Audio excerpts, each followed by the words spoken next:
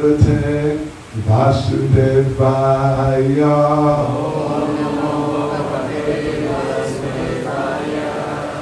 Om Namo Bhagavate Vasudevaya.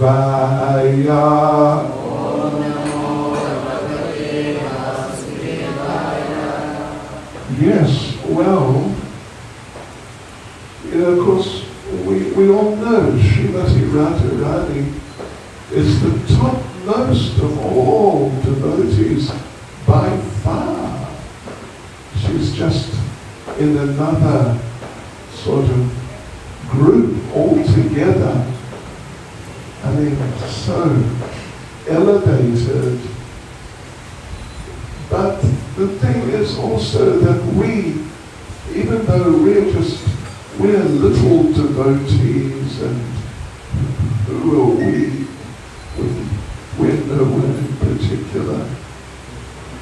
But still, we can learn from Srimati Radharani. She is, well, Bhakti Devi is expanded from Srimati Radharani. Bhakti Devi is the presiding deity of devotional service. Nandre, Robo Nandre, Hare Krishna. Yes, Bhakti Devi is expanded from Srimati Radharani, and Bhakti Devi is the presiding deity of devotional service. And anyone who is doing some devotional service, they are under the shelter and they are being watched by Srimati Radharani. Really. So that's all of you, all of us here. You know, we're all trying to be devotees and trying to chant nicely and do some service and so on. We're all trying to do that. And Radharani is watching us. She's watching you. And as she's watching you, she's thinking, what's your name? Ananda. Ananda Radharani. Okay, that's nice. So Radharani is watching Ananda Radharani, Devi Dasi, right now.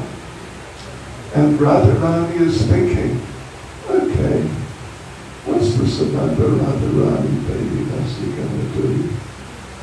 What service is she going to do next? And how will she do it? And what will her consciousness be? You know, like analyzing. Did you know that? She's doing that right now. Now. Yes. And, of course, Srimati Radharani, even though she's watching Ananda Radharani, Devi Dasi, and, you know, she's concerned, is she going to do her service nicely? What's your next service you're going to do, do you know? Now I'm cooking. You're cooking? Tonight you cook, or tonight? Really? Okay. Well, Radharani is also the queen of the kitchen. It's an important aspect of service to Krishna. And Radharani is specifically, really watching what goes on in the kitchen. You'll be cooking here? Yeah. Radharani is wondering, what is Ananda Radharani going to cook in the kitchen here in Klang? And did you know Radharani cooks for Krishna every day? And she has been doing that for, we don't know how long, but extremely long time. Means like millions of years. Did you know she has never repeated the same preparation? Never. Not even in so many years. It's not like today we will do white rice. That's one type of preparation. Tomorrow we will do like yellow rice with turmeric. And this is a second type of preparation. And the next day we'll do like a pulao. You know, pulao? Yeah, you know, with some vegetables and things. And we may think, well, this is now a third type of preparation. But for Radharani, they're all just one type of preparation. They're just some rice preparation. So, how many different preparations can you make? No, just how many? 1,000? 20? 100 was okay. Okay. Anyway, she's done millions of preparations, all different and all just amazingly nice. Even there's one temple in Mathura. It's called the Dwarkadish Temple. Fairly big temple. It's near the Yamuna there. What's the name of the Ghat? Anyway, the Ghat. Down there by the Yamuna. And on Govardhan Puja Day, they call it Annakut, which means a mountain of anna, of food. And on that day, they normally cook at least 3,000 different preparations. 3,000. Anyway, yes, so I'm picking on you. Just relax, I'll pick on someone else and let them do that. Yes, but Radharani, she's very concerned about how is Krishna being served. Are they serving him nicely? But at the same time, if someone who's not really a devotee, not like regularly practicing, but that person, they do somehow little service, just somehow or other they do a little service, then Radharani, she appreciates so much when someone does even little service, little, that she feels, what a wonderful devotee. Look how this devotee is serving my beloved Krishna. And she thinks, wow, just a really nice devotee. And Prabhupada discusses this on a few Radhastanis, actually. There were recordings. How Radharani appreciates the service that other devotees do, and even just people who do a little. And Prabhupada says that you're some person who does a little service. And it's not really serious so much, but they do a little. So then she goes to Krishna. She goes to Krishna. And she says to Krishna, she says, Krishna, like that.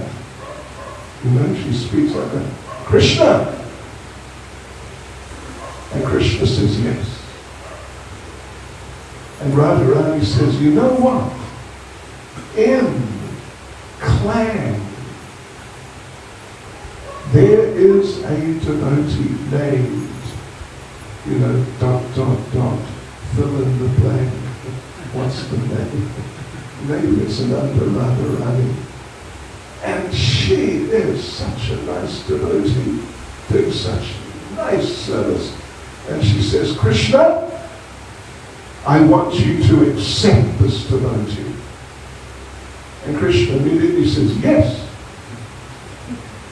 He doesn't say, well, how many rounds is she chanting?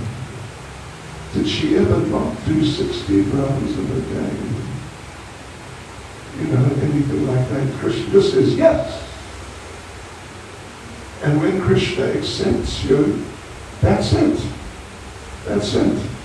Back to Godhead. And Prabhupada, in one of these lectures, I mentioned the other day actually, somewhere, Prabhupada says that actually you know, like that devotee or person, not exactly a devotee, they just do a little service. And Prabhupada says, you may be fool and rascal number one. What's one in Tamil? Undu. Undu. O-N-N-U. But anyway, Prabhupada says that. You may be fool and rascal number one. But when Radharani gives her recommendation, Krishna accepts you, and that's it. You're on your way back to Godhead. No more Klang. Anyway, you know, Klang's okay. Klang's nice. So. But yeah, you're on your way back to Godhead. If you get the recommendation of Srimati Radharani, even if you're really not qualified, like as Prabhupada said, fool and rascal number one. I don't know who is fool and rascal number one. There probably is someone somewhere who is. But, you know, there's a lot of competition for that role, fool and rascal number one. There's many fools and rascals. But the greatest fool and rascal, hard to locate such a person. So yes, this is Radharani. If we please Radharani, then the way back to Krishna is just open wide. What are the names of the Radha Krishna deities here? Radha Govinda. Shri Radha Govinda Ki Jai. Yes, right. Well, so therefore we should take shelter of Radharani, and we should pray to Radharani, and we should be honest and say, you know, Srimati Radharani, I am really a fool.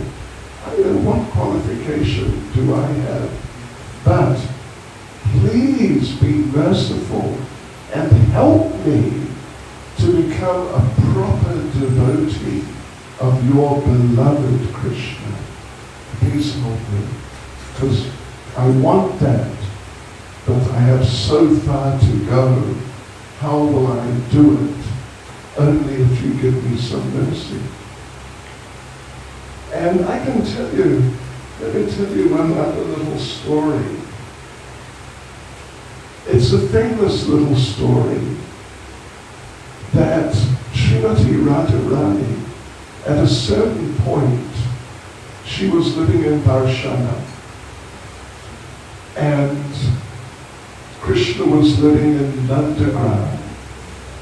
Probably, I'm sure many of you have been to Vrindavan, you know where these places are. You know something about them. So Radharani and her gopi friends, they were just moving around somewhere not far from Nandagram or somewhere in that vicinity. And who should like appear on the scene but Devasa Muni? Have you heard of Devasa Muni? You heard of Devasa Muni? Devasa Muni, he is a very sensitive person. He is like hypersensitive. He is too sensitive. And particularly if someone says something or does something which he thinks is sort of against him, like a criticism or something like that. And then what he does, he curses. He curses people. He curses people right and left. He just curses people sort of freely, you could say. In fact, you know, we do a seminar on the demons in Krishna's Vrindavan pastimes, at least in the pastimes which are recorded in Srimad Bhagavatam. And there's about 20 or 22 or something. Of course, there's a lot more. That every day there was generally 2 demons, one at lunchtime, one in the early evening. But in Bhagavatam, there's some 20 or something in Vrindavan who are recorded, you know, like Putana, Trinavarta, Shakata Sura, etc. There's a little more than 20. And do you know that almost half of them, out of like 21 or 22, it's something like 8 or maybe 9, they became demons because Devasa Muni cursed them. So you got to watch out for Devasa Muni. Even if you look at him sort of sideways, he may say, "Why are you looking at me? What's wrong with you?" And he may curse you.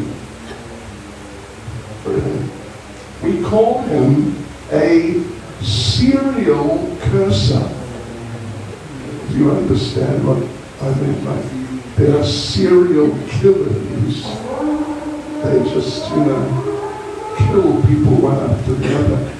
He is a serial curser. He just curses people. So, I remember being here before and hearing this. And I remember it was maybe the same fellow. He played something loud to try to interfere with our program. Anyway, so look, Devasa Muni. Radharani and the gopis were moving around, not far from Varshana, not far from Nandagram. They're just a few kilometers apart. And who should they meet but Devasa Muni? And it was a hot day. Usually in Vrindavan it's hot most of the time. And Devasa Muni was very hungry. He was really hungry.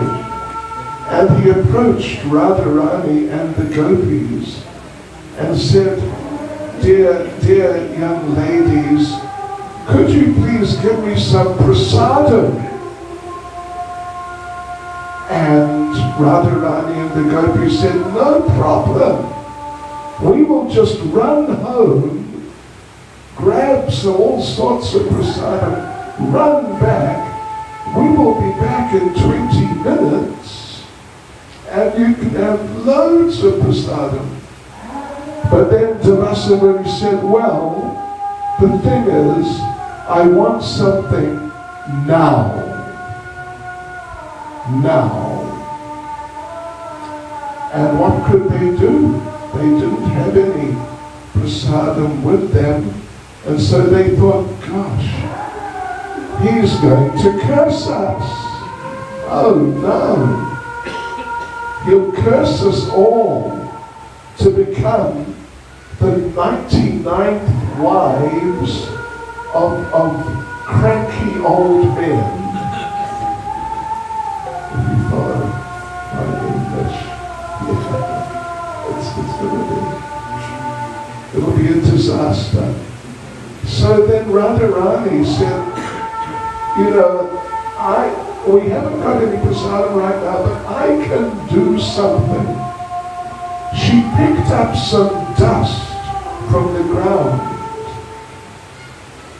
and she had a little bottle with Yamuna water and she poured the Yamuna water into like a handful of dust and mixed it up and it became mud. And she formed it into sort of like a mud cookie. But it's just mud. And she offered it to Devasumuni and said, here, try this. And he looked at it, it's mud. And he thought, you know, what? Is she serious? And the other gopis said, no, you must try it. She's very clever. Try it and see how it is. So he was so hungry, he decided to take like a nibble, a tiny bite. So he did. And he found it tasted like nectar. This little mud cookie. Yeah. It tasted like nectar. And he took the whole thing, and he ate the whole thing. And then he said, could I have some more, please? So she made more, and he was just eating and eating and eating these mud cookies until he just could barely move. And he was very, very pleased with Radharani. So he blessed her. Devasumuni blessed Srimati Radharani that whatever you cook will taste like nectar. And whoever eats your cooking will never get sick. He gave those two blessings. And when Mother Yashoda, Krishna's mother, the wife of Nanda Maharaja, she's the queen, of course. She's the wife of the king, Nanda Maharaj. When she heard that Radharani got these blessings, then Mother Yashoda insisted she must come and cook for Krishna every day. So that's what happened. And so she does, as I mentioned. She comes and cooks for Krishna every day. Just a sec.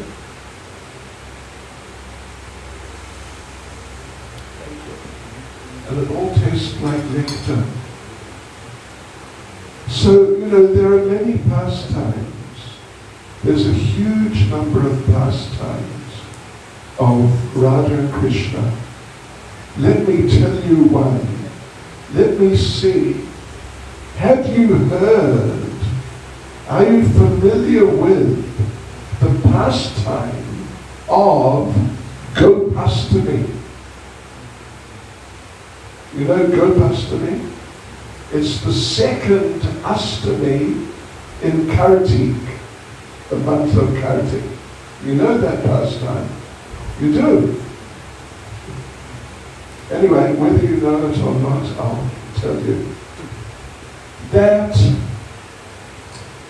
you know, Srimati Radharani, she is married, quote unquote, so to speak, to Abhimanyu. Abhimanyu is, you know, in Hindi at least, we would say he is a Murk. But you don't speak Hindi, do you? What is a fool in Tamil?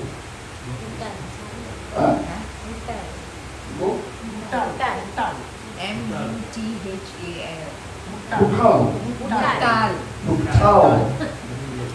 It's almost the same. So he is really like a Maha Muktal. He's like a mega Muktal. He's just amazing, actually. He's just so stupid. But somehow or other, by the arrangement of Purnamasi, who's the presiding deity of the pastimes in Vrindavan, somehow they got married. And yes, on the day they got married, Krishna didn't know about it. Krishna was just out herding the cows, minding his business, and, you know, that's all. And who should come out and meet him but Purnamasi, who's the, you know, she's managing all the pastimes of Radha and Krishna in Vrindavan. And she came out and she had a big laddu, big sweet. And she said to Krishna, you know what? There was a wedding in the village. And this is some prasadam from it. And I brought it for you, here, take it. So Krishna took this big laddu. It's, you know, if you've been to Tirupati, I think well anyway, this Tirupati, this is what they distribute as prasadam, laddu. And you know, like in Jaipur, the Radha Govinda temple, they distribute these laddus. So anyway, that was what Purnamasi said. Here, look, there was a wedding. This is prasadam from the wedding here. I brought it for you. Take it. And Krishna took it.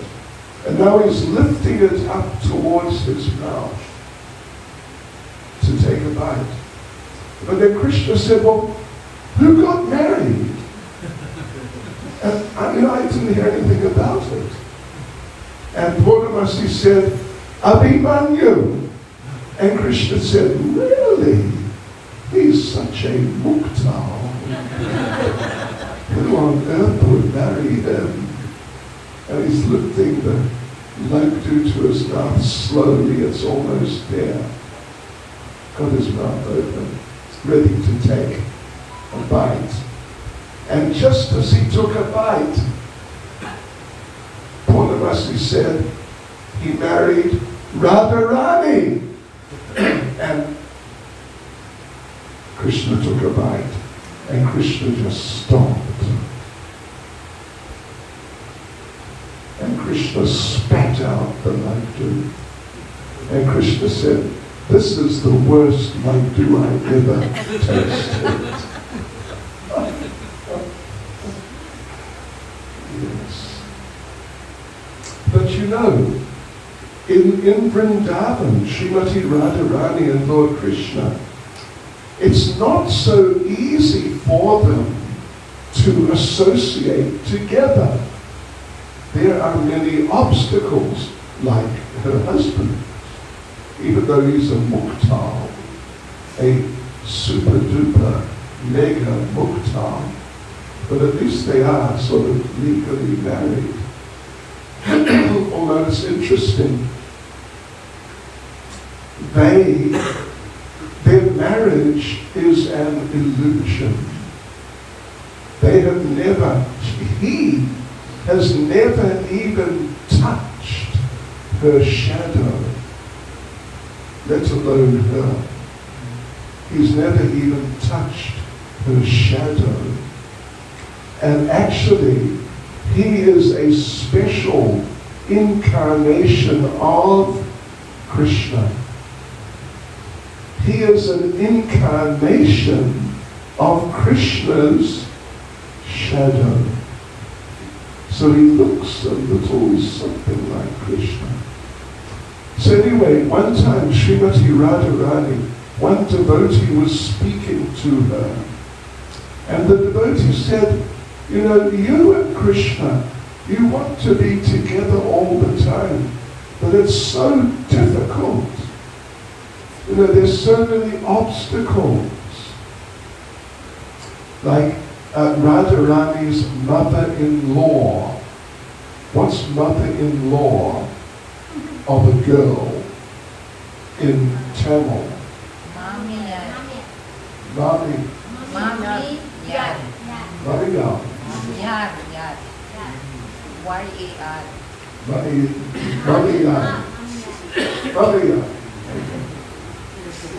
And you know, in many places, mothers-in-law have bad reputations.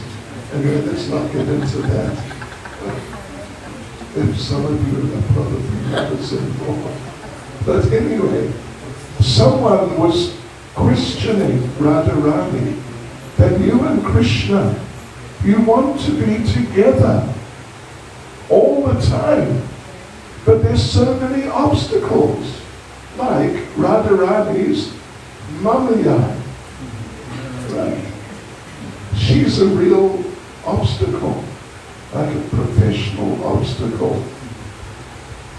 And so you've got to get around her somehow and meet her. Wouldn't it be better, the devotee suggested, would it not be better if you and Krishna were just married? Then you could be together all the time. And if you were not together sometime, people would complain. Now they complain if you're ever together. But if you're married and somehow you're not together, people will think, oh, this is not good. And Radharani said, no, actually it is better the way it is. Because otherwise our relationship would become boring. And she said, Krishna would look at me and say, I love you. And I would look at Krishna and he would say, I love you too. And I would say, I love you very much. And he would say, I love you very much too. And I would say, I love you very, very much. And you get the idea. And it would just be boring, Radharani said. So she said, actually, you know, all these challenges and difficulties, and then suddenly meet together, and they just make it all the more wonderful when we actually meet. And she said, you'll probably like this. She said, our relationship is like a very good chutney. Now, Prabhupada defined what is a very good chutney. Prabhupada said, a very good chutney is so hot you can hardly eat it. But it is so sweet you cannot resist it. So Radharani said that's what our relationship is like. It's like a very good chutney. And sometimes we just don't know what to do. but then we meet and it's so wonderful. And I don't know about you all here in Klang. If you are the ladies, do the ladies know how to make good chutneys? Or are they sort of, mediocre? Can you make good chutneys? Yes, we can. That is so hot. Not now. Ah, then you don't have to make a good chutney. We like hot. Uh, Maharaj like hot, we can do hot. Okay. No problem. Well, thank you. In South Africa, I'm based in South Africa, there's a specialist chutney, which is like that. It is green chilies and red chilies and sugar, a little salt, and that's what it is. And sometimes, you know what they do? They make juice of green chilies. And they put the green chili juice in. And you know, it's very extreme. You know what they call it? Fasten your seatbelts, particularly if you're mothers and if you're a mother-in-law. They call it mother-in-law's revenge. You understand revenge? When she wants to get back, she uses some of this chutney and it almost kills you, literally. So Radharani said like that our relationship is like that, but it makes it all the more exciting and wonderful. Anyway, I mentioned the story of the pastime of Gopastami Day. Let me tell you that. It's a nice pastime. Yeah, Gopastami is the second Astami in Karti, towards the end of Karti. So Radharani was living in Yavat, which is where Abhimanyu lives, and the Mamai, Mamiya, you just changed it. The Mamiya. I know. I'm trying to practice my Tamil. Come on. Give me a break. Anyway, the mother-in-law. Her name is Jatila. She would not let Radharani out at all, because she just didn't want Radharani to meet Krishna. So now, but the thing is, there is one of Krishna's cowherd boy friends whose name is Subal. I think you probably heard of Subal. Now the interesting thing about Subal is that he looks like Radharani. He looks a lot like Radharani, and even his voice is a little bit like Radharani's. I mean, it's just an interesting little point. So Subal is with Krishna, and Krishna's complaining that, Radharani and I, we cannot meet, and I'm not happy about it. And, I'm really missing her so much. And Subal said, well, I can perhaps help. I will go over there, and if I can get inside, I will wear Radharani's clothes. She can wear my clothes, and then she can escape, because we look like each other. They look quite like each other. So he went over there to Yavat, and there was Jatila right on the front door. And of course she recognized Subal, she knows who he is. And she said to him, "What do you want? What do you want?" Kind of, nasty attitude. And Subal said, "You know what? One of my little calves escaped, and I think she came down here. So can I please go inside and look for my little calf inside the palace?" So Jatila said, "Oh, all right then, but don't take too long. You come out quickly." So in he went, and he met with Radharani and the gopis, and they exchanged clothes. Then Radharani dressed as Subal and holding one little calf in her arms, she came out of the palace, and she passed Jatila with her back to Jatila. And she's wearing Subal's clothes. So she thought, it's him. And now he's got this calf, he must have got his calf. And she said, "Oh, you got your calf."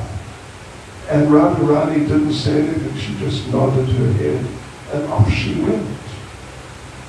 In this way, she escaped, and Subal, dressed as Radharani, stayed in the palace.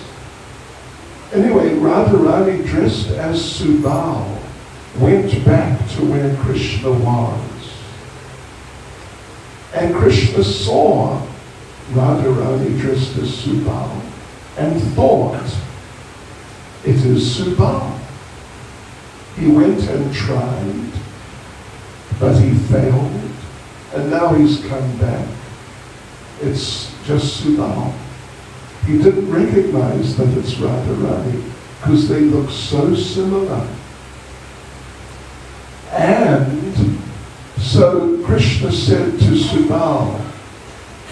Radharani dressed as Subal, "So you were not able to get Radharani to escape." And Radharani, dressed as Subal and speaking like Subal, said, "I tried my best. I just couldn't do it. I'm sorry." And then Radharani, dressed as Subal, thought, "Let me test him. I will test him, Krishna." She said in the voice of Subal, "Well, shall I go and get Chandravali?"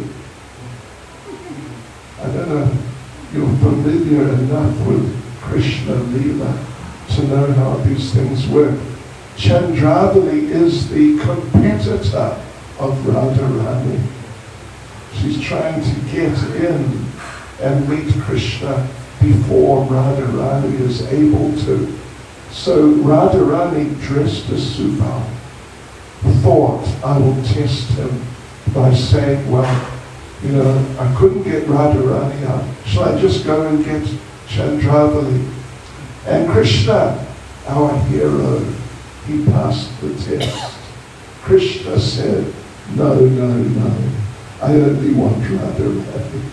I don't want Chandravali." And Radharani was very happy, and she took off the turban and revealed, "Actually, I'm Radharani." And there you go. So they were very happy, and they had pastimes together. So, I don't know, some of you may be new to Krishna consciousness, you may not be familiar with these things and some of the people who are involved. Let me tell you a relatively easy story. It is in Nectar of Devotion, at least sort of the end of it. is in Nectar of Devotion, which is one of our important books, one of Prabhupada's very important books. So, Krishna had a problem. Krishna had a problem. Whenever Srimati Radharani and the gopis would walk by, Krishna would become affected by their loving energy, and Krishna would become a little bewildered. And therefore, if he was carrying something, he might drop it. Or he might, if he's standing, he might turn around and walk into the wall. Or if he's talking to someone, he might start talking some nonsense that makes no sense due to the influence of the presence of Radharani and the gopis. But one day, Krishna decided, and this is in Nectar of Devotion, I am not going to become confused again when Radharani and the gopis come. I am not. I am going to be cool. I am going to be super cool. They say, as cool as a cucumber. I'll just be totally cool. Let them come. Let Radharani come. I'm ready. I will not react. So now Krishna's milking the cows, and along comes Radharani and the gopis. And this part is there in Nectar of Devotion. So they're coming along a little way away, but they're coming, and Krishna sees them. It's them. But no problem. I am going to be cool. I will not react at all. Just like life is just normal. I'm milking the cows. So the Radharani and the gopis walked past, and they saw there's Krishna, and he's seen us, but he has not become confused or bewildered. He's still milking away like everything is okay. And they were surprised. Shri Radha Govinda Shri Guanatai Shri Sita Lakshman Hanuman Kijai. But then suddenly, devotees, listen, suddenly Radharani and the gopis just started roaring with laughter and just pointing at Krishna. Look at him. Oh my gosh, what a fool. This is the Nectar of Devotion. And Krishna thought, hey, what happened? What's wrong? I'm cool. I'm milking the cow. Everything is fine. They shouldn't laugh at me. And then Krishna noticed he was milking a bull. And then he understood, I did it again. I became bewildered by Radharani's presence. Yeah. Now, today in Kuala Lumpur, the temple president, Kripa Krishna Prabhu, he made an announcement they're going to install Radha Krishna deities in, I think it's April, anyway, on Akshaya Tritiya Day. And there is a special story of Akshaya Tritiya. It's a story about Krishna. It's a special story. You've heard it before. Anyway, it was Akshaya Tritiya. And this is now in Nandagram, where Krishna lived just before he left Vrindavan, because he left from Nandagram. So Krishna walked into the kitchen, and there was Mother Yashoda cooking, frying all sorts of snacky prasad. You understand what I mean?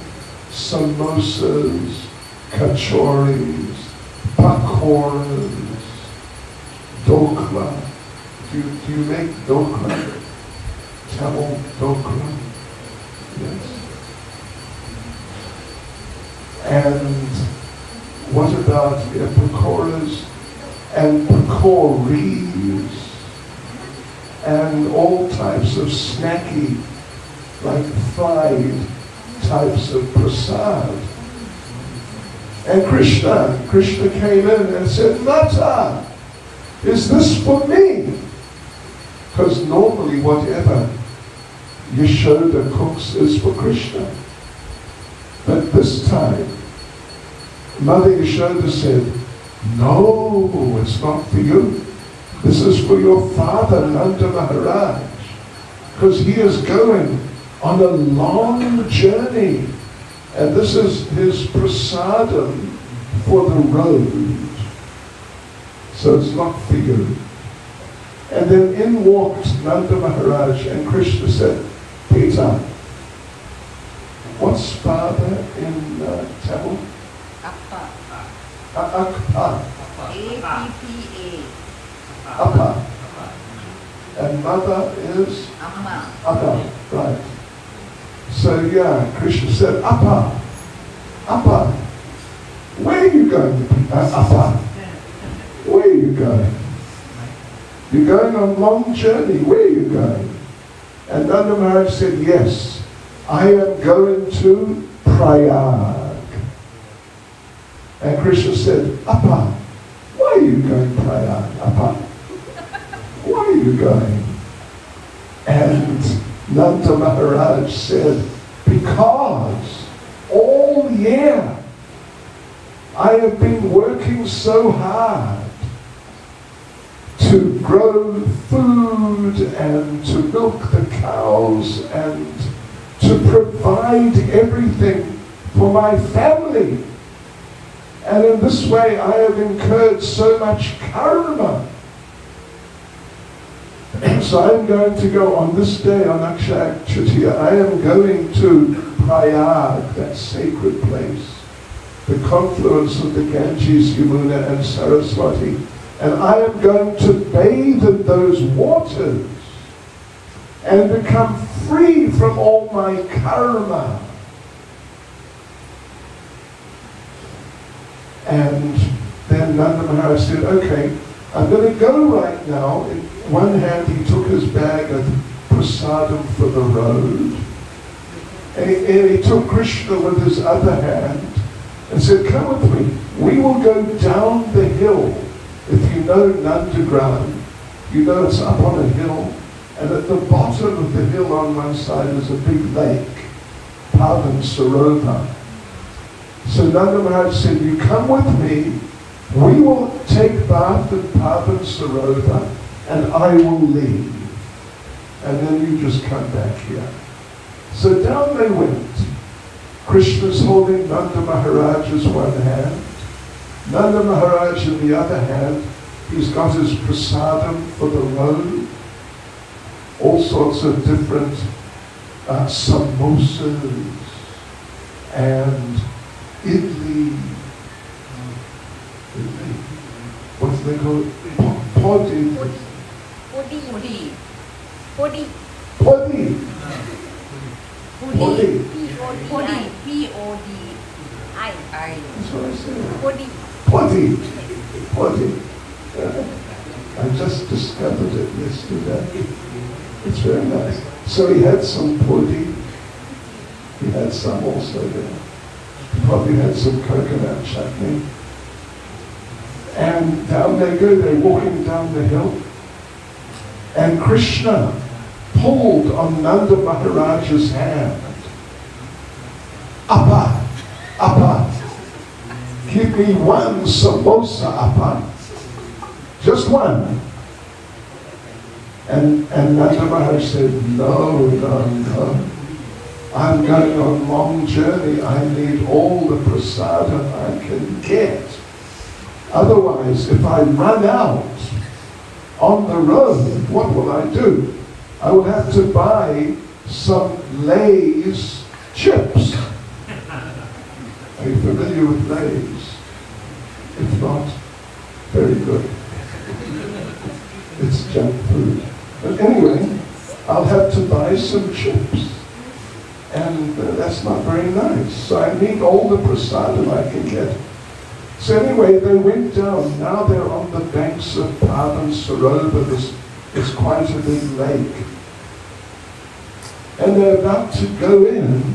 And on the other side, they saw this big, handsome man dressed in just beautiful clothes with jewelry, and wow, he looked like a demigod. And Krishna said, Appa, who that man, Appa? Who that man? And Nanda Maharaj said, well, I don't know, but let's go over and speak to him. And that man suddenly started rolling on the ground and roaring with laughter. His babies, they've lost it.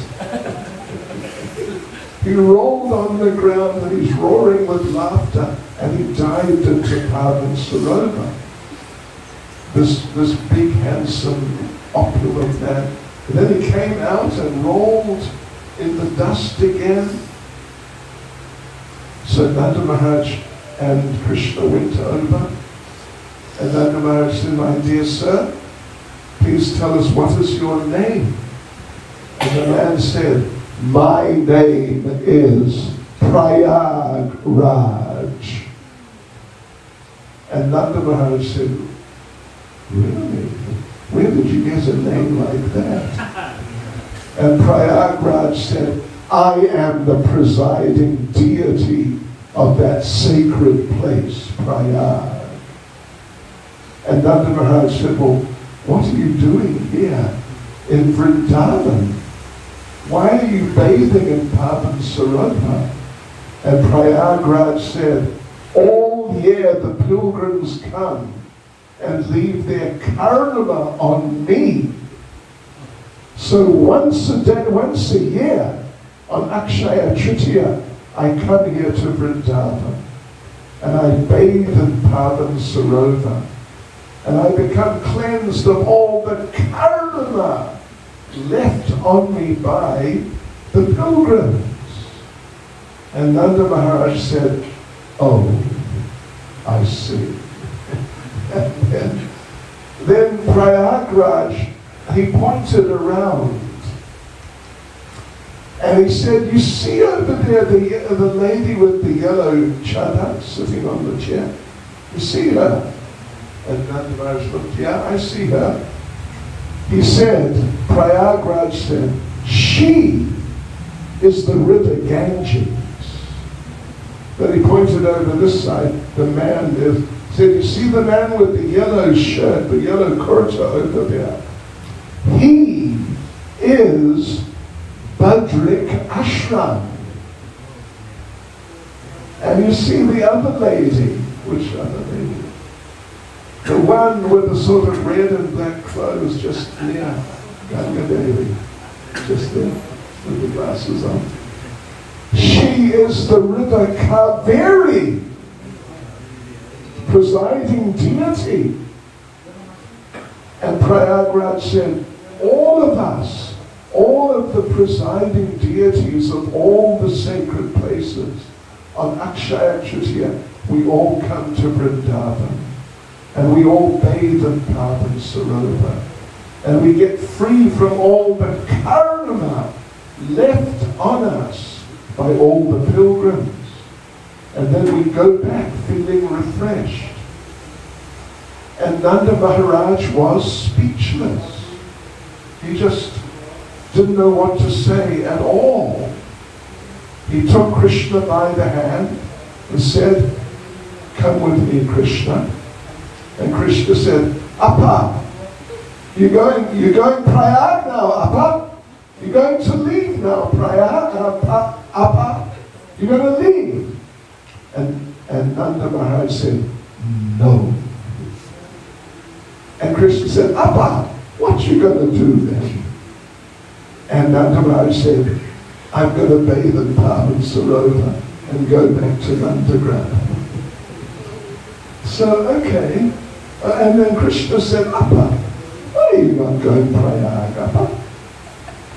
And Nanda Maharaj said, I changed my mind. So now they're going back up the hill. And Nanda Maharaj is holding Krishna's hand. In the other hand is prasadam for the road. And Krishna pulled on his hand again. Appa, Appa, give me one samosa, Appa. Just one samosa, just one, only one, only one. And Nanda Maharaj looked at his bag of prasadam for the road, and he just gave the whole thing to Krishna. He said, you know, I don't need it now. You take it. So you see, this is the story, a very famous story about Akshaya Tritiya. And you know, if I'm here on the day, unlikely, but if I am, then I would tell the story. And the thing is, you know, this story is pointing out how Vrindavan is the topmost sacred place. And Krishna, of course, he is the deity of Vrindavan. He is the topmost deity. And therefore, devotional service to Krishna is the topmost activity. And the Hare Krishna mantra, well, it's the Maha Mantra. It's the topmost of all mantras. And prasadam, food offered to Krishna, is the topmost prasadam, the topmost food. And the devotees of Krishna, they're the topmost people. Everything about Krishna, Vrindavan, everything about Krishna, Krishna consciousness is the best. It's all unique. It's all unique. And I will conclude in a minute. Is that okay? Or should we just carry on for another couple of hours? Till 10:30? Okay.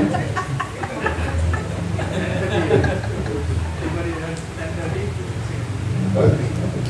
It's all right. Relax.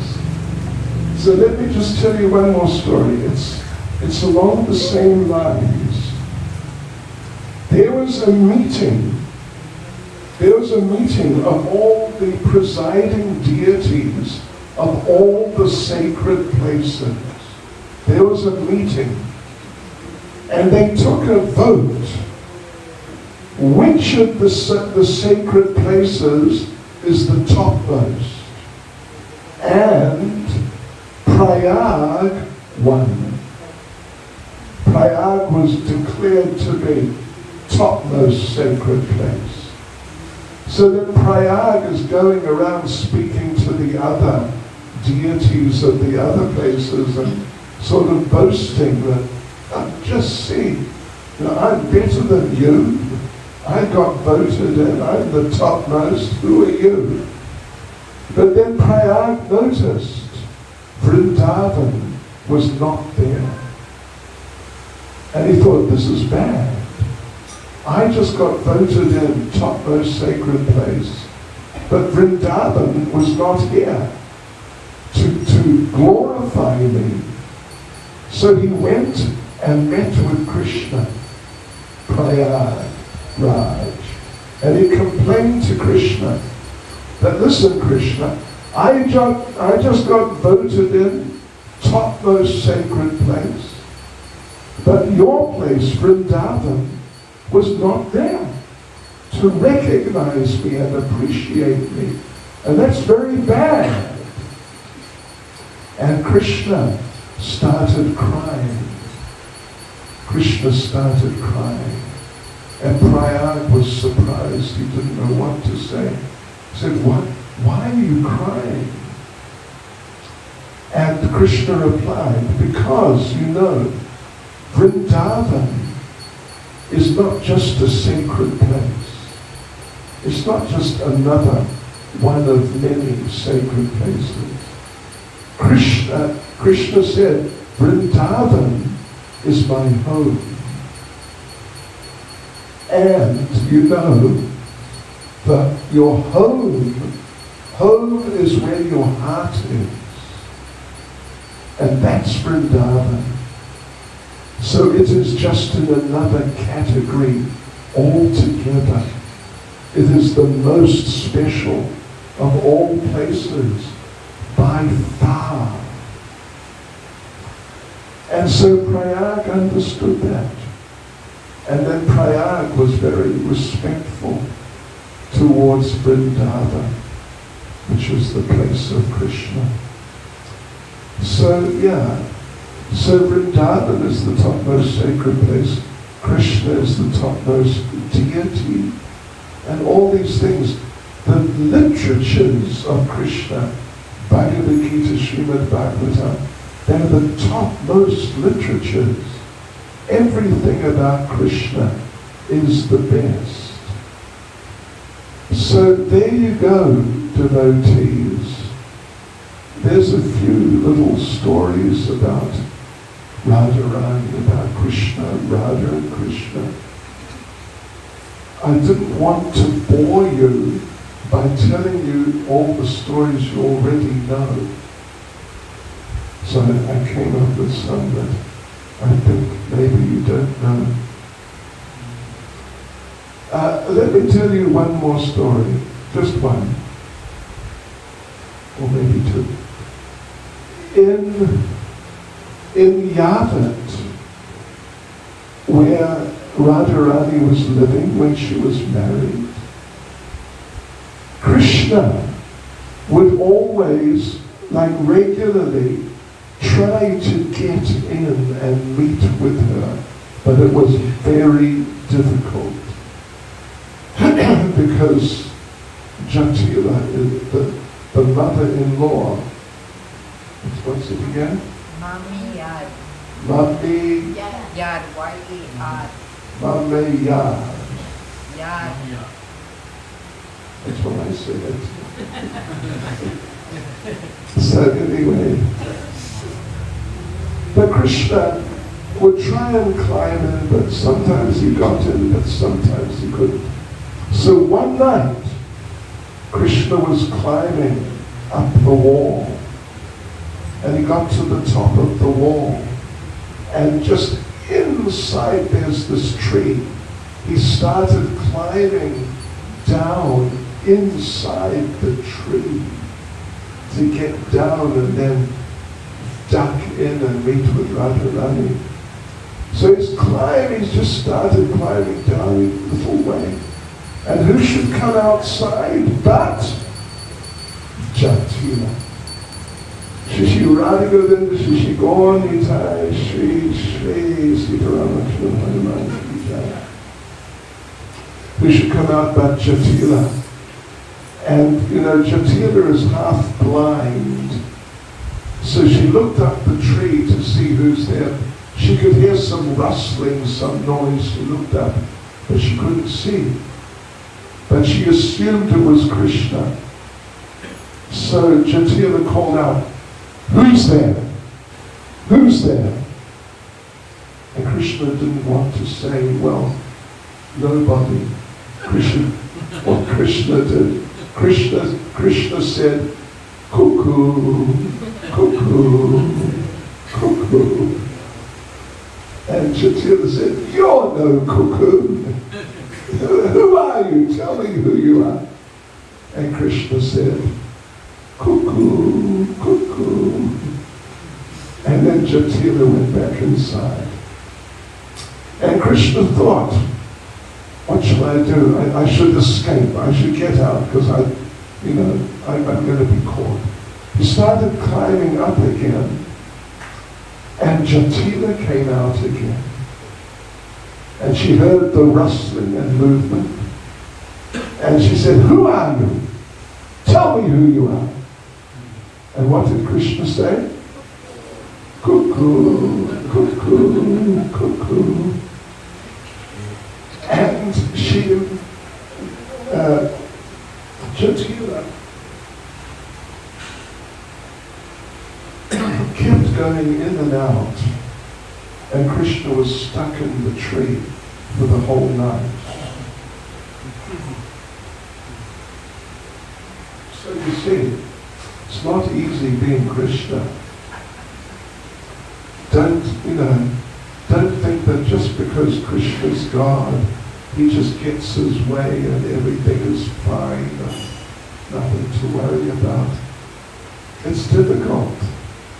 And therefore the relationship is like that special chutney we mentioned. And there's another version. It's green chilies and red chilies. And then some sugar, because it's got to be sweet, and some salt, and sometimes some green chili juice. Have you ever juiced? If you have a juicing machine, you can juice green chilies and see what it does for you. And also, you can juice ginger, some ginger juice. And when and there is a recipe in England for a special type, ginger tea, right? There's a special type of tea which is for people who have bad colds. And what it is, it's green chili juice and ginger juice and some honey, and it's called Brahmastra juice. Have you heard of a Brahmastra? And if you drink that, if you can survive drinking a whole cup of that, either you die or your cold immediately disappears because, wow, it's just so incredibly powerful, Brahmastra juice. So anyway, that special chutney. So okay, Hare Krishna devotees,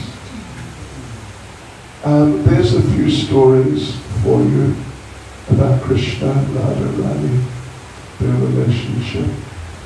What should we do? Would anyone have questions or comments? We'll have question and answer. Question and answers. Yes. What's the question? KV. K? KV. K? K-E-L-V-I. Hare Krishna. Yes. So now is the most important time, question and answer. Anybody? Kelvi. KV. And Badil. Badil Answer. Badil. Kelvi. Krishna Guru Maharaj. So just a question. From the literatures presented by the Sat Goswamis, we see that Krishna is much elder than Srimati Radharani.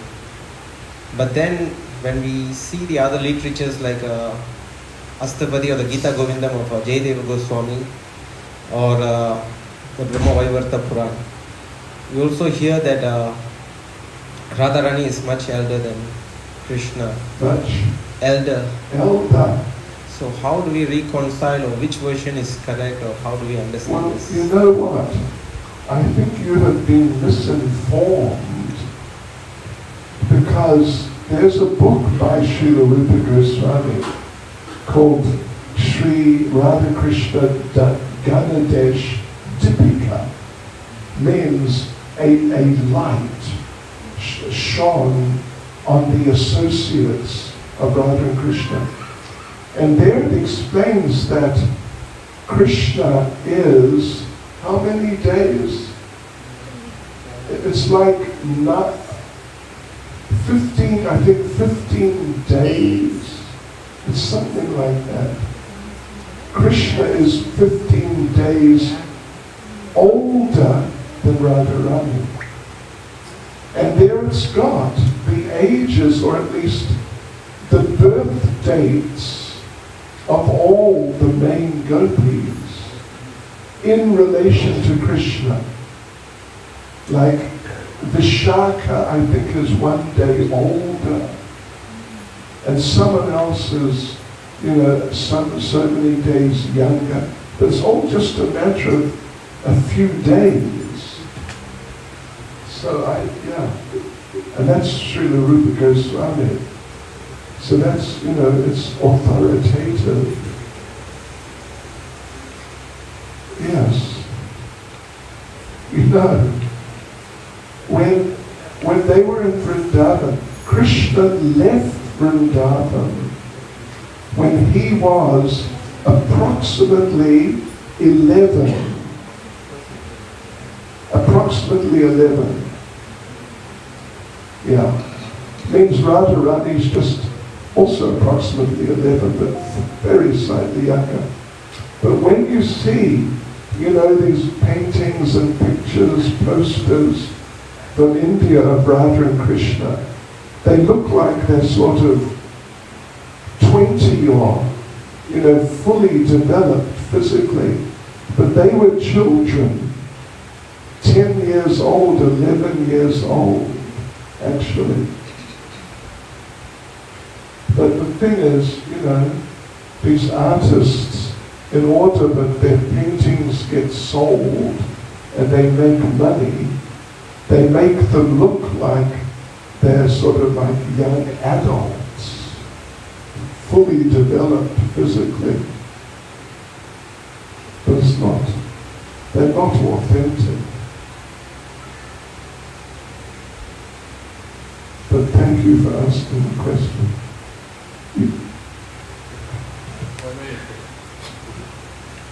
Hare Krishna Maharaj.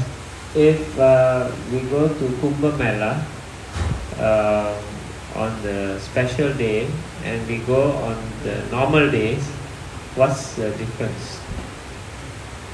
The benefit? Do we get any real benefit for devotees? Okay. It's not really beneficial for devotees because it's material. Kumbh Mela, the festival of the pot. And which pot is it? Which kumbha? It's the pot of the nectar which gives extended life for your material body.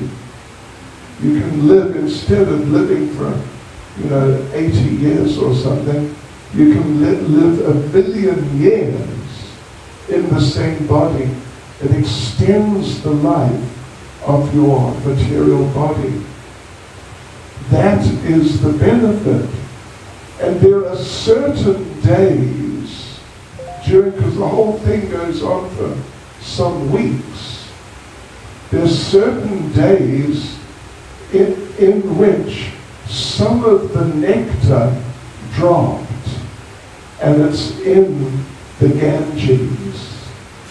And those are the big days. It's not just one, usually there's a few of them, like 3 or 4 or something. And the people, because generally people are interested in getting material benefit out of doing some religious activity.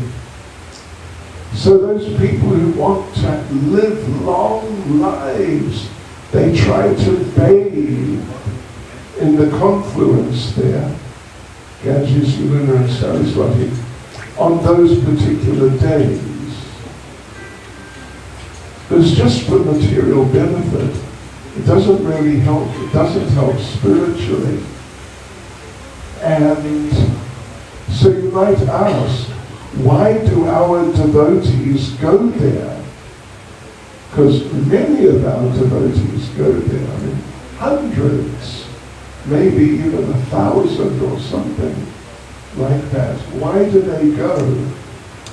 They go not really to get some material benefit for extending their lives. They go to spread Krishna consciousness to all those people who are gathered there. That's what they go for. So that's how it works. Yeah.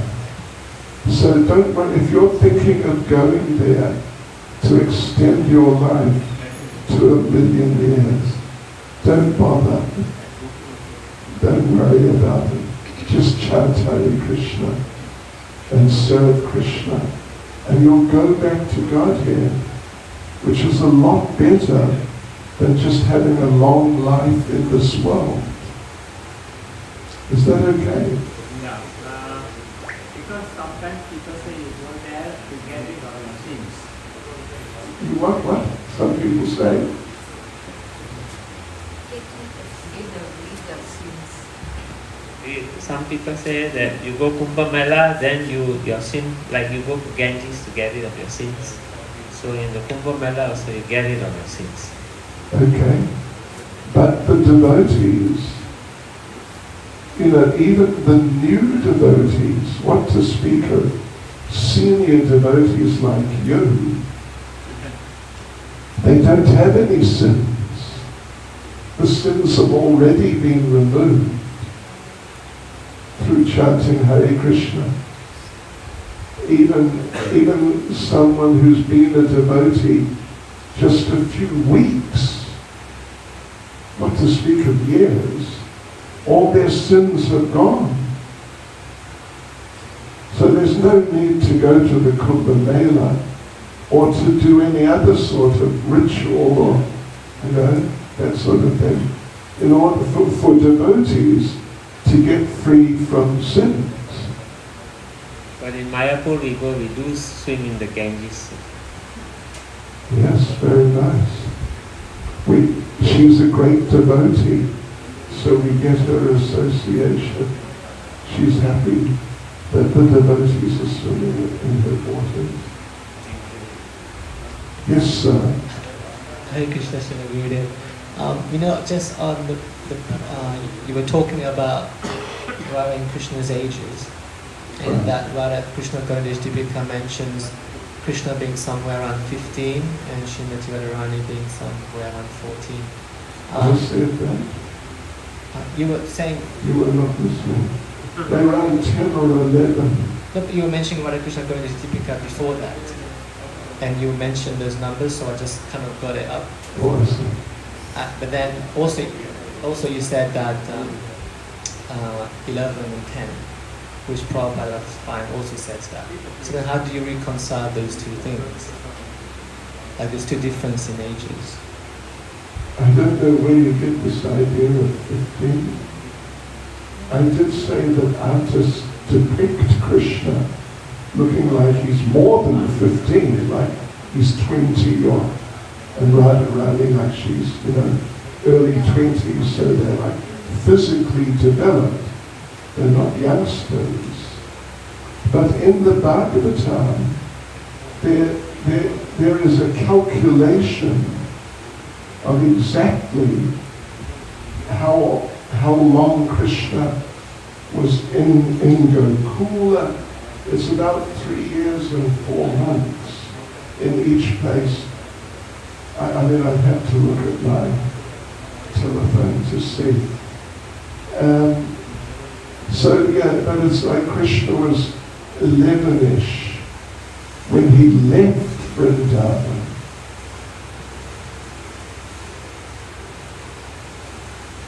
Now, anyway, I heard that all you devotees from Klang are very intelligent and thoughtful, and you have many questions. But now these are just devotees from KL with questions. Do you have a question, sir? Hare Krishna Maharaj, please accept my humble obeisances. All glory to Srila Prabhupada.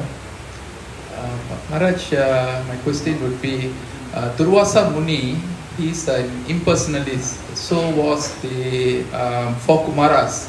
They were also impersonalists, but the four Kumaras, upon smelling the tulsi, they became devotees. So what about Durvasa Muni? Like when he offended Ambarish Maharaj, there was the Sudarshan Chakra going after him, and he eventually took shelter with Lord Vishnu, and so he understands that Lord Vishnu is the Supreme Personality of Godhead. So how to understand this impersonal thought of Durvasa Muni? Yes, okay. Good point. You know, he is not exactly just an impersonalist. He's like very mixed. He is like Vedic. So he's into so many Vedic things. And Krishna is also Vedic, you can say. So therefore he has some interest in Krishna, but it's limited because he has interest in so many Vedic type of things. But you know, there's one book, Gopal Tapani Upanishad, and in there's this whole story of Durvasa Muni helping the gopis to meet Krishna. So it's not exactly that he's just an impersonalist who thinks it's all one. He's sort of into everything. He's into Krishna a bit, Lord Shiva, Durga, Hanuman, and you know, all the different deities, Muruga, Mantraviran. You heard of Mantraviran? You heard of Mantraviran? Oh. Yeah, he's another Tamil deity. And etc. And Hanuman and Lakshmi and you name them, he is into them because he's into all sorts of things Vedic. Yeah. And he's into like Ashvamedha yajnas, Gomedha yajnas, all different types of sacrifices, and this mantra and that mantra, and so many mantras. It's like he's into everything. And he's also into Krishna. But it's all mixed up. He's a mixed up person. And you can see, like in that story of from the 9th canto, Maharaj Ambarish, that he offended Ambarish very badly. But Ambarish did something very innocently. He drank water before his guest ate, because he had to finish an Ekadasi fast by a certain time. So what to do? He couldn't eat, because you can't eat before a guest if you're the host. So, but he drank a little water. When Durvasa Muni understood that he drank a little water before I ate, Durvasa Muni got extremely angry and cursed him to die, and actually pulled the hair out of his head, threw it down, and some fiery demon came out of it, who then went to kill Ambarish Maharaj. So, that was his reaction to Maharaj Ambarish doing something which is sort of marginal. It's not bad, but it was just to technically break his fast. by just drinking little water. Imagine if Maharaj Ambarish had eaten one samosa. What would Rasamuni have done? Ooh, he would have, exploded. Something like that. So therefore we see his nature is not pure. His nature is not pure. His nature, there is impurity there. Yeah. So, anyway, that's the Rasamuni. He curses people. Thank you. Any other questions at the back there?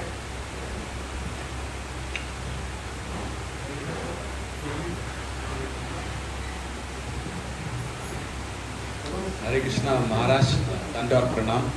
Please accept my humble obeisances. I have one question which I have been struggling for many years.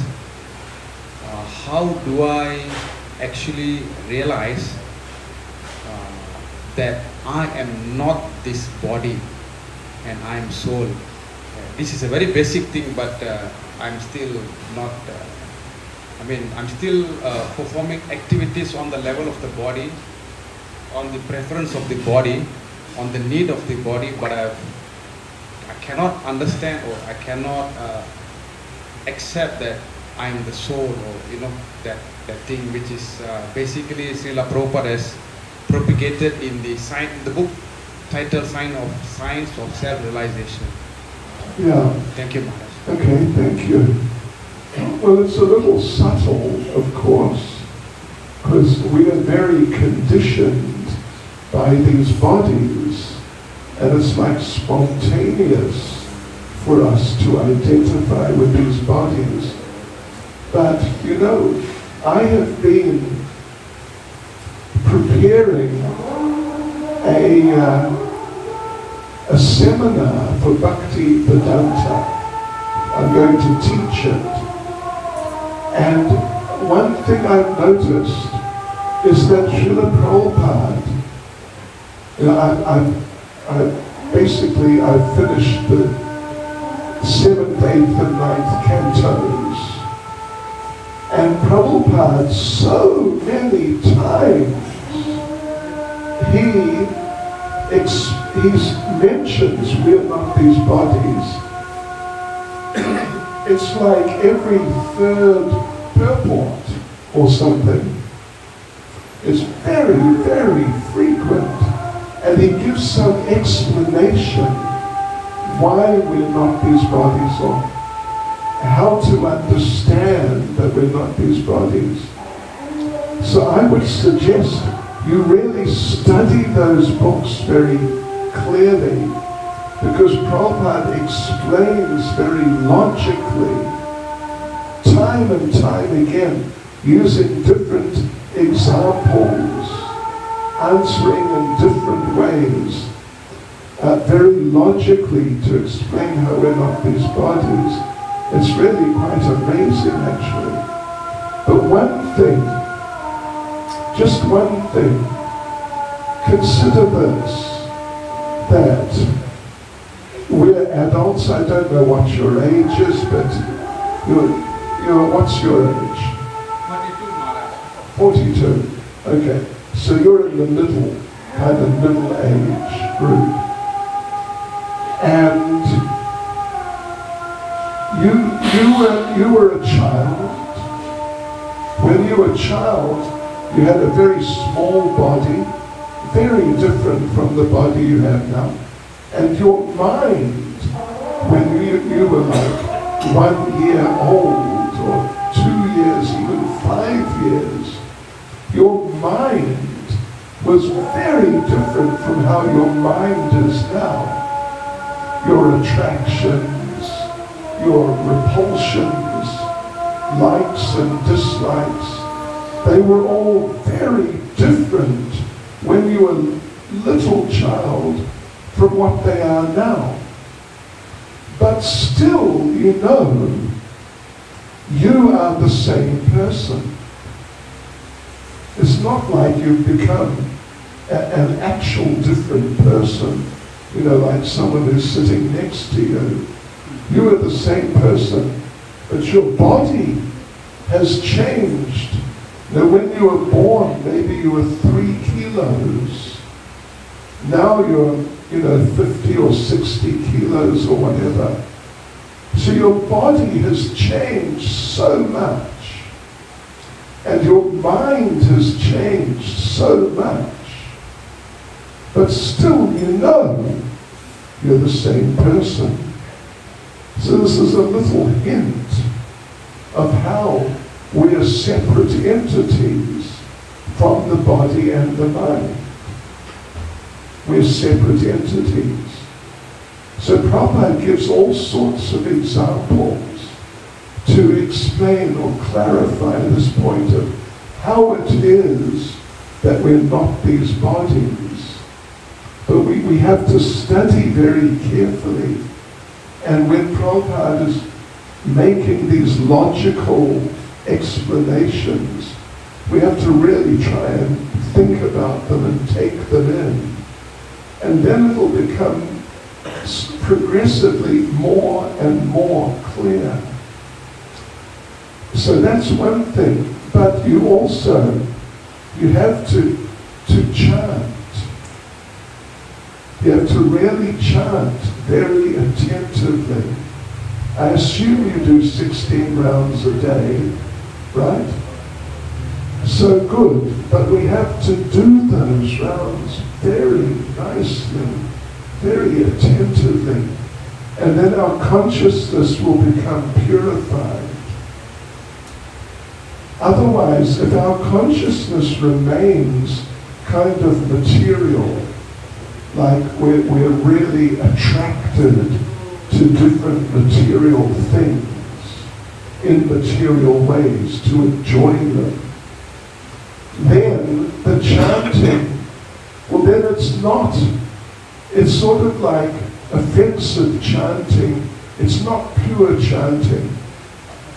And when one's chanting is not pure, then it doesn't have so much purifying effect on the consciousness, and rather those old ideas, they tend to be able to hang on in the mind more easily. So it's very important to study Prabhupada's books like a student and really try and learn when he explains things, learn how he explains things, and really, take that into our intelligence, and then chant nicely. One time, Srila Bhaktisiddhanta, Prabhupada's guru, he met with an American scholar, like a university professor, and Srila Bhaktisiddhanta explained about the Das Avatar. If you're familiar with that idea of they say the 10 main avatars of Vishnu.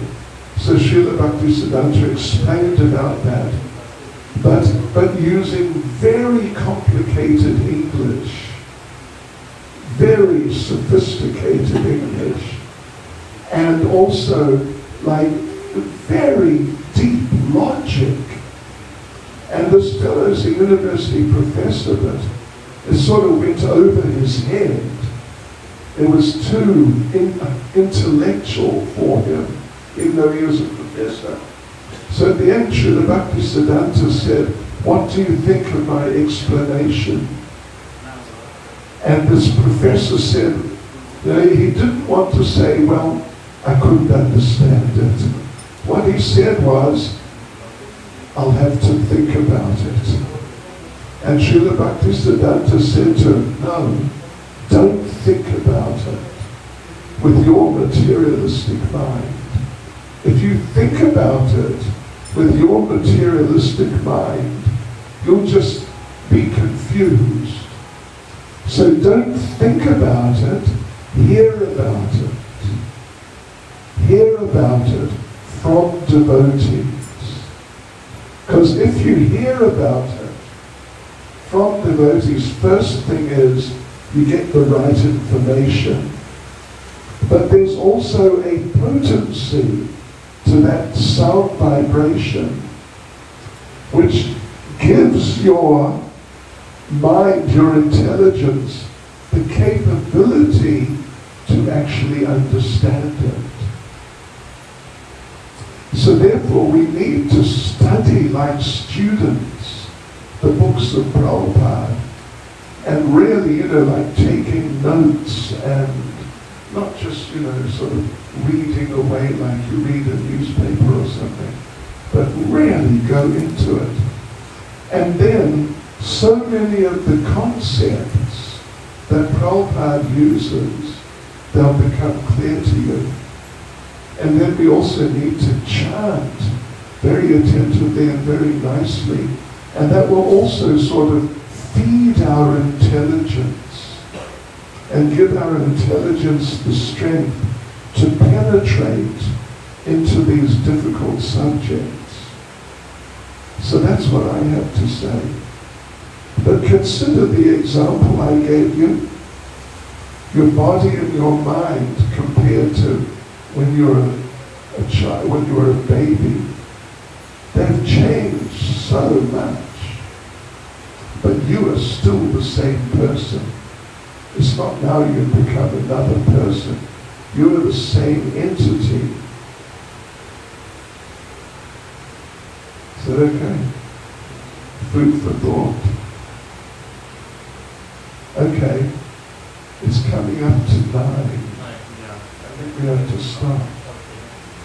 So we'd like, on behalf of Klang Aircraft, like to thank Maharaj for another wonderful class, and thank you Maharaj for your time spent here. This, I think, was the longest time we spent with Maharaj.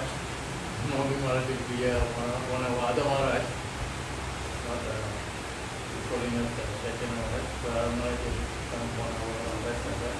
But Maharaj is spending so much time with all his disciples. Thank you, Maharaj. Right. So now, just one announcement.